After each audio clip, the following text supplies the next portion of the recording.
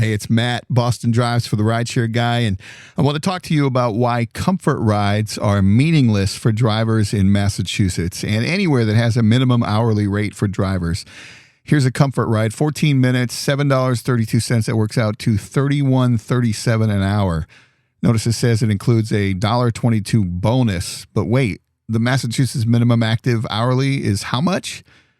$33.48. So how can this ride include a bonus and still be $2 under the state mandated minimum? Remember, this is an upper tier ride too, right? Comfort's supposed to pay more than the basic level, but not in Massachusetts. And it's not just Lyft either. Here's one from Uber for $14.14, $5.75 surge bonus included. Now, if you subtract that, you get $9.39. That's $28.17 an hour.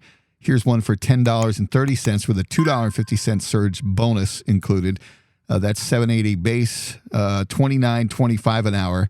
And here's another one, $11.91 for this upper tier, supposedly higher paying comfort ride with a $5.75 fake surge bonus included.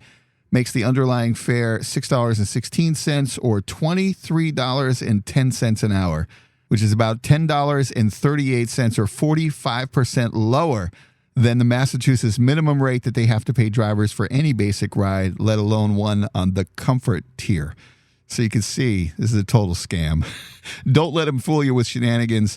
There's no difference between a comfort ride and a regular tier ride in Massachusetts if you are driving for the minimum and hoping to be topped off. And these bonuses, totally fake as well, because a bonus is supposed to be on top of what you're getting, right? It's supposed to be extra in addition to, above and beyond.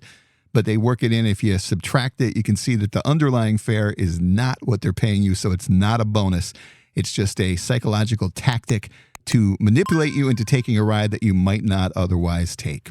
This is Matt, Boston Drives for the Rideshare Guy. Stay safe, stay sane, and I'll see you in the next video.